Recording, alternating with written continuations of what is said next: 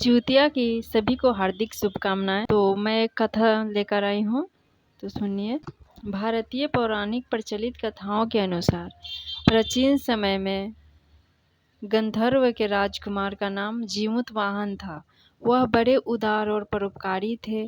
जीमूतवाहन के पिता ने बुढ़ापे में वानप्रस्थ आश्रम में जाते समय इनको राज सिंहासन पर बैठाया, लेकिन उनका मन राजपाट में नहीं लगता था।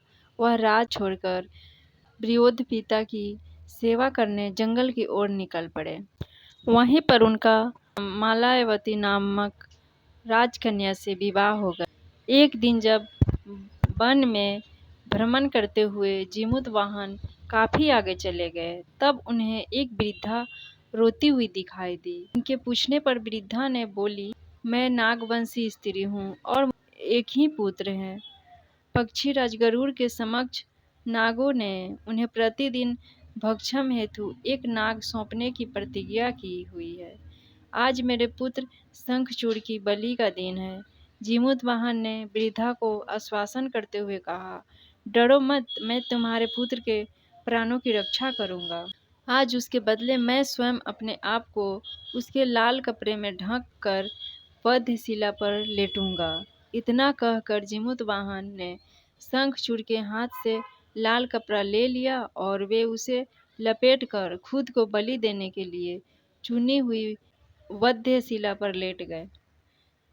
नियत समय पर गरुड़ बड़े वेग से आए और वह लाल कपड़े में ढके जीमूतवाहन को पंजे में दबोच कर पहाड़ के शिखर पर जाकर बैठ गए। अपने चंगुल में गिरफ्तार प्राणी की आंख से आंसू और मुंह में पानी निकला ना देखकर गरुड़ जी बड़े आश्चर्य में पड़ गए। उन्होंने जीमूतवाहन से उनका परिचय पूछा। जीमूतवाहन ने सारा किस्सा सुनाया। गरुड़ जी उनकी बहादुरी और दूसरे की प्राणी की रक्षा करने में स्वयं बलिदान देने की हिम्मत से बहुत प्रभावित हुए। प्रसन्न होकर गरुड़ जी ने उनको जीवन दान दे दिया तथा नागों की बलि न लेने का वरदान भी दे दिया। इस प्रकार जीमूतवाहन के अदम्य साहस से नाग जाति की रक्षा हुई और तब से पुत्र की सुरक्षा हेतु जीमूतवाहन की पूजा की जाती है। अश्विन माह में कृष्ण अष्टमी के प्रदोष काल में पुत्रवती महिलाएं जीमूतवाहन की पूजा करती है। कैलाश पर्वत पर भगवान शंकर माता पार्वती को कथा सुनाते हुए कहते हैं कि आश्विन कृष्ण अष्टमी के दिन उपवास रखकर जो स्त्रियां साया प्रदोष काल में जीमूतवाहन की पूजा करते हैं तथा कथा सुनने के बाद आचार्य को दक्षिणा देती है, वह पुत्रों का पूर्ण सुख प्राप्त करती है। व्रत का पालन दूसरे दिन अष्टमी तिथि की समाप्ति के पश्चात किया जाता है।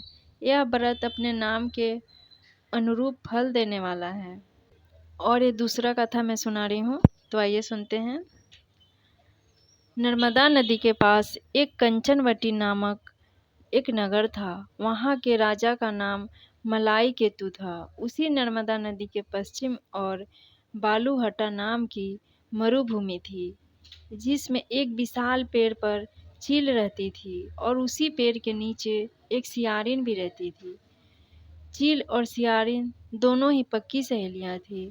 कुछ महिलाओं को ज्यूतिया व्रत करते देख चील और सियारिन ने भी यह व्रत करने का संकल्प लिया और दोनों ही भगवान श्री जीमूतवाहन की पूजा और व्रत करने का प्रण ले लिया। जिस दिन दोनों को व्रत रखना था, ठीक उसी दिन शहर के एक बड़े व्यापारी की मृत्यु हो गई और उनका दाह संस्कार वहीं मरुस्थल पर हुआ। मुर्दा देखकर सियारिन को भूख लगने लगी और वह खुद को रोक नहीं पाई, जिसके कारण उसका व्रत टूट गया। परंतु चील ने खुद पर संयम रखा और पूरी श्रद्धा और नियम के अपना सारा व्रत पूरा किया और अगले दिन व्रत का पालन भी किया। उसके बाद अगले जन्म में दोनों सहेलियों ने पुत्री के रूप में एक ब्राह्मण परिवार में जन्म लिया। उनके पिता का नाम भास्कर था। चील बड़ी बहन और सियारिन छोटी बहन बनी। बड़ी बहन का नाम शीलावती रखा गया और उसकी शादी बुद्धिसेन के साथ हो गई। छोटी बहन का नाम कपूरावती रखा गया और उसकी शादी उस शहर के राजा मलाय केतु से हुई और छोटी बहन कपूरावती कंचनवटी नगर की रानी बन गई। अब भगवान जीमूतवाहन के आशीर्वाद से बड़ी बहन शीलावती को 7 पुत्र हुए। कपूरावती के बच्चे जन्म लेते ही खत्म हो जाते थे। कुछ सालों बाद शीलावती के 7वें पुत्र बड़े हो गए और राजा के दरबार में काम करने लगे। उन्हें देखकर कपूरावती के मन में ईर्ष्या और जलन की भावना उत्पन्न होने लगी। इस ईर्ष्या की भावना में कपूरावती ने राजा से कहकर शीलावती के 7 बेटों के सर कटवा दिए। फिर उन 7 के सिरों के साथ में बर्तन में ढालकर ढक दिया और शीलावती के पास भिजवा दिया गया। यह सब देखकर भगवान जीमूतवाहन ने मिट्टी की सहायता से 7 भाइयों के सर बनाए और सभी सिरों को धड़ से जोड़कर उन पर अमृत छिड़क दिया, जिसके कारण वे 7 भाई फिर से जिंदा हो गए और घर लौट आए। रानी ने जो कटे सर भिजवाए थे वह सब फूल बन गए।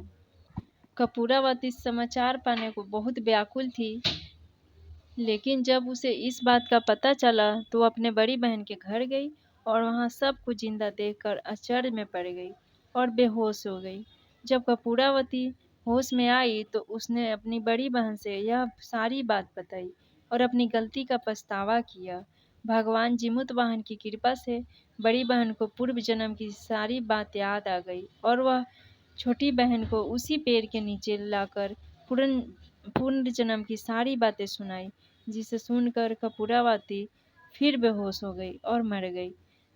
जब राजा तक इस बात की सूचना मिली तो उन्होंने उसी जगह पर पेड़ के नीचे कपूरावती का दाह संस्कार कर दिया और ये कथा समाप्त हुआ। ज्यूतिया की सभी को हार्दिक शुभकामनाएं।